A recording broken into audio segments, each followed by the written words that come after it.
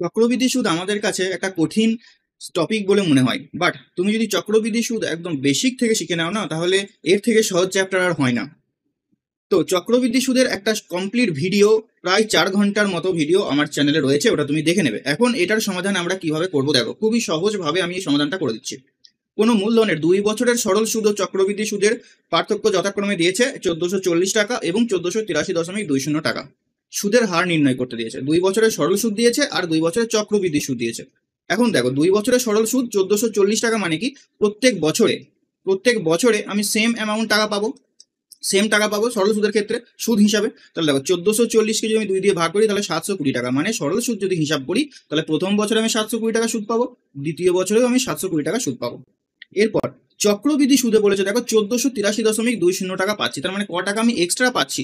1483.20 থেকে তুমি 1440 বাদ দিয়ে দাও, অর্থাৎ দেখো 0.34, মানে 43.20 টাকা আমি এক্সট্রা পাচ্ছি। চক্রবৃদ্ধি সুদে যখন আমি হিসাবটা করছি তখন 43.20 টাকা এক্সট্রা পাচ্ছি। এটা কেন পাচ্ছি? কারণ চক্রবৃদ্ধি সুদে আমরা সুদের ওপরে সুদ পাই, অর্থাৎ প্রথম বছরে এই যে 720 টাকা আমি সুদ পাচ্ছিলাম, এটা দ্বিতীয় বছরে চক্রবৃদ্ধি হারে যখন আমি হিসাব করবো তখন এর উপরেও কিন্তু আমি 43 টাকা 20 পয়সা সুদটা পাবো। তাহলে দেখো, 720 টাকার উপরে সুদ পাচ্ছি আমি 43 টাকা 20 পয়সা, এটা কিন্তু 1 বছরের সুদ। তাহলে সুদের হার আমরা খুব সহজেই নির্ণয় করতে পারবো।